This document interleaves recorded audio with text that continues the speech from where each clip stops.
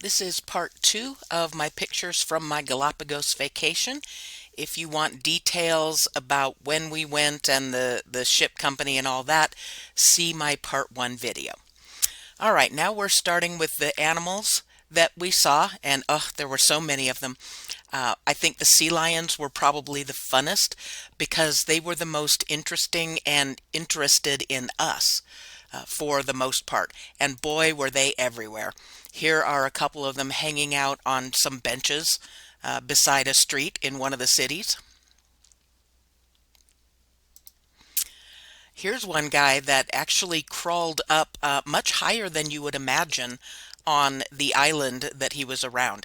So a lot of times the sea lions would stay near the sea, but sometimes they would crawl hundreds of yards up onto the drier parts of the island to find things like the shade that this one was living under, sleeping under.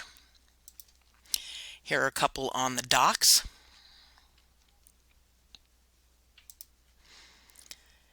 Just the way they would look at you with such intelligence in their eyes, like they're actually thinking something about you. That was so fun. Here's another one who's crawled quite a ways.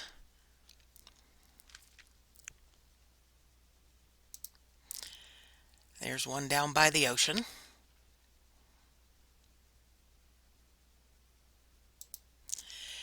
This is actually the first dock that we were on. It's where all of the cruise ships load their passengers from. So there must have been 50, 75, maybe even 100 people crowded onto this little flagstone dock waiting for their pangas to show up to take them out to their ships. And there was just this sea lion. You're supposed to stay 6 feet away from all animals, but sometimes it's not so easy. So you can see everyone's pretty much backed away from it. But over the course of the 15 minutes that I spent there waiting for my panga, several people did get pretty close, and some of them sat on the benches to get pictures with the sea lions. The sea lion never woke up. Here are a couple on one of the beaches. This is in no particular chronological order, just the cool pictures I thought I would show. Here is a mom with her babies. The baby right next to her is hers. It's a couple of weeks old. And then in the foreground from those two is another baby who's several weeks older. Its mom is out fishing and just kind of left it on the beach there.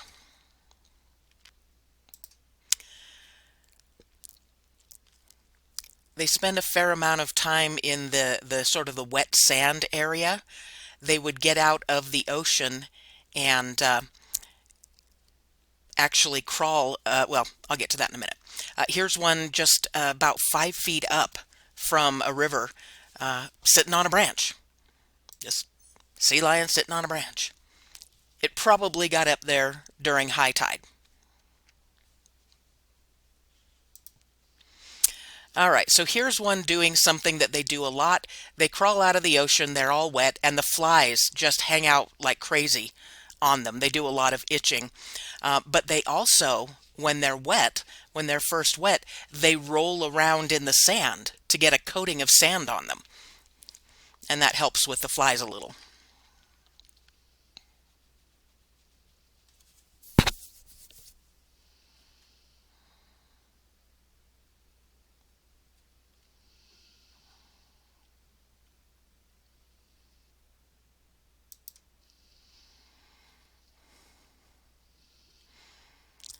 I think this is the same one from the previous video. He just gave us so much entertainment. There's one of my fellow passengers. He was tended to get a little too close to the animals, but as you can see, the sea lion really doesn't care.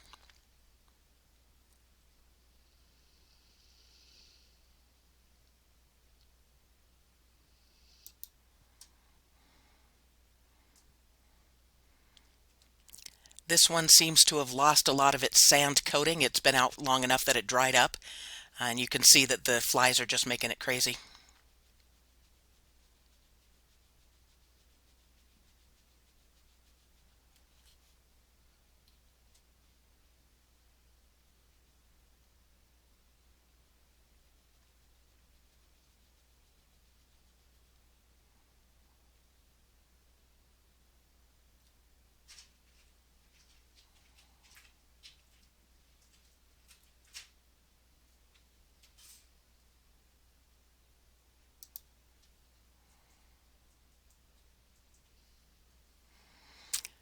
Here's one. Oops.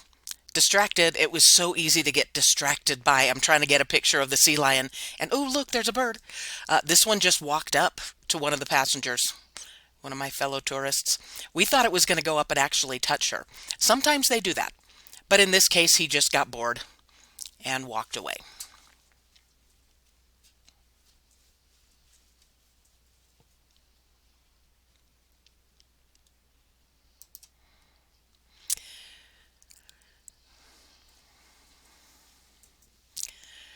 So here is that same mom and her baby in the middle of the picture there. That's the baby, and then the little bit older baby just kind of hanging out with them.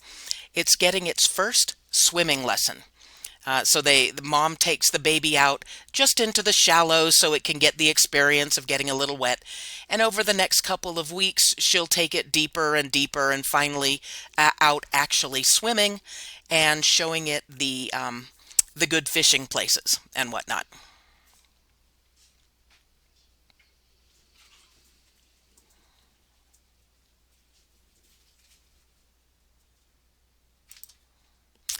Blue-footed boobies. These are a type of bird that are found pretty much exclusively on the west coast of Central and South America. The Galapagos is about as far south as they go, but there's quite a few of them in the Galapagos because there's so many good islands for them to sit on.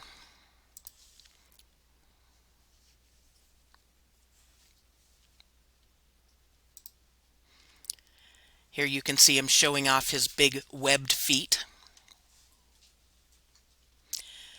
We never got a chance to see them do their mating dance, which is pretty cool. They kind of stand on one foot and then on the other. But still, very entertaining. Yeah, the problem, even with only 16 people, there's always other tourists to get in the way of a shot.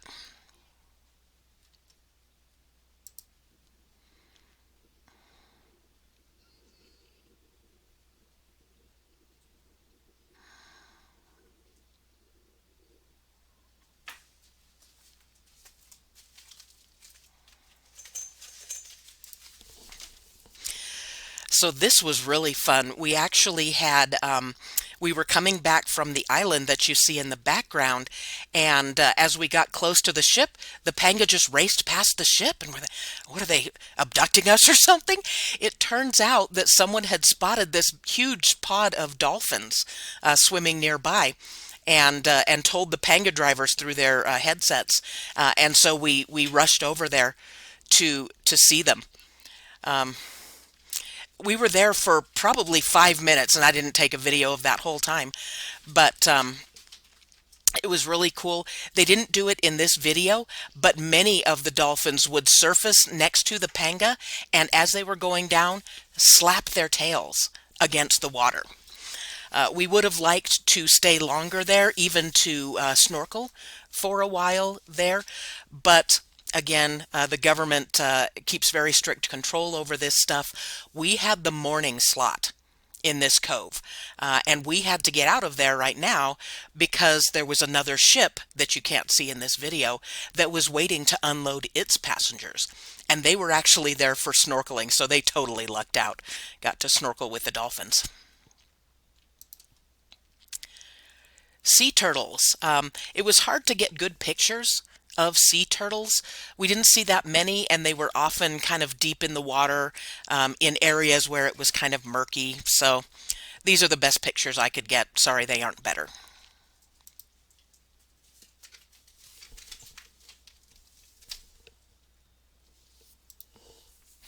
This guy lost its leg there.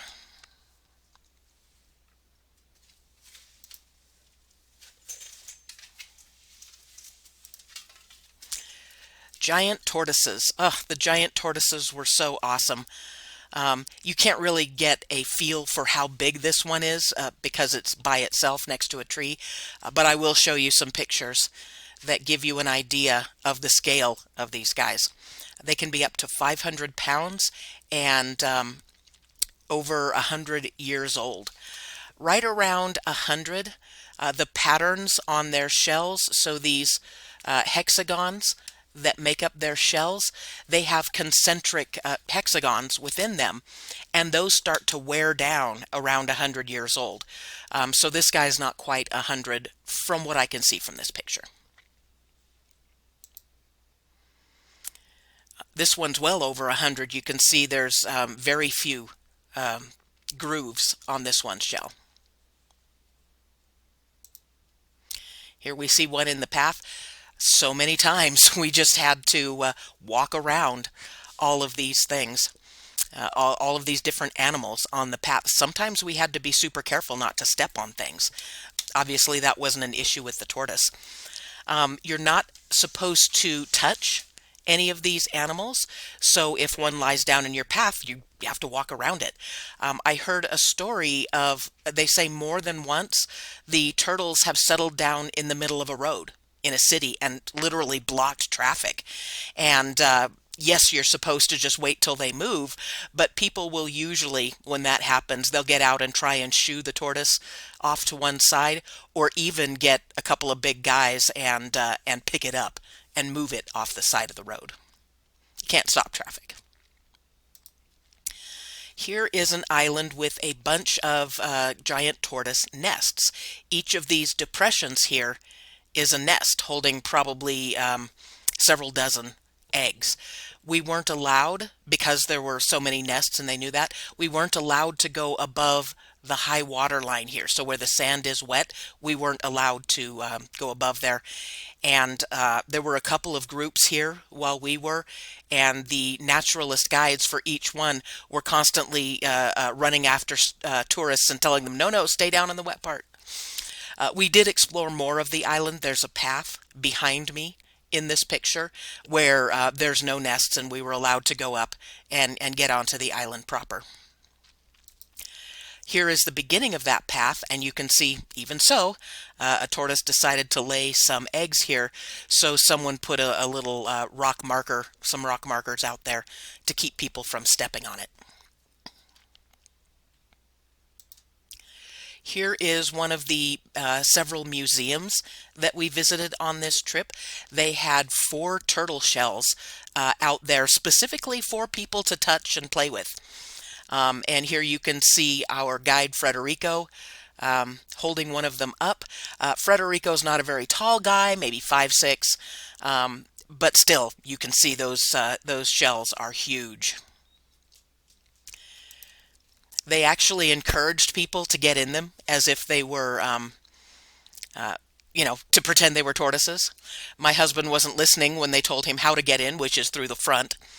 But a couple of kids came and did this while we were there, and they just had a blast, on their hands and knees with a turtle shell around them. It was hard to get your feet into those holes in the back because they're pretty narrow.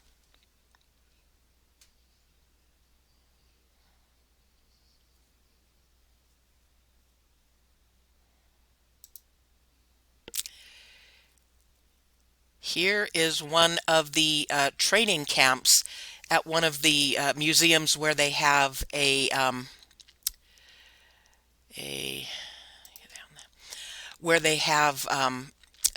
tortoise rearing center. So they get eggs, not sure where from or how. They raise the eggs in incubators. They keep the babies inside for the first couple of years, and then they take them out to these training camps where you've got a bunch of babies all of about the same age. These are 5-year-olds. And they're let out into this enclosed area where it's relatively safe, where they can learn how to negotiate the terrain, deal with other tortoises, find their own food, that sort of thing. These guys are 5 years old. They're about ready to be released onto their native island. There are different subspecies on each island, so they need to be released onto the appropriate island.